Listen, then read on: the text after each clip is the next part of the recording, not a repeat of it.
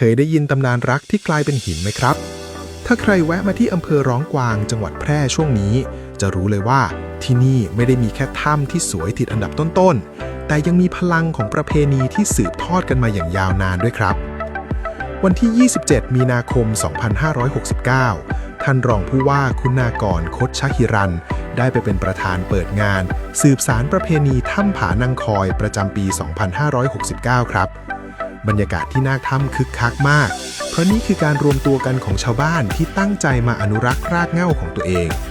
มีการแสดงศิลปะวัฒนธรรมพื้นบ้านที่หาชมยากและที่พลาดไม่ได้คือการเดินช็อปสินค้าโอท็อปของดีเมืองร้องกวางเรียกว่าได้ทั้งบุญได้ชมความงามของธรรมชาติและยังได้ช่วยกระตุ้นเศรษฐกิจให้ชุมชนไปพร้อมๆกัน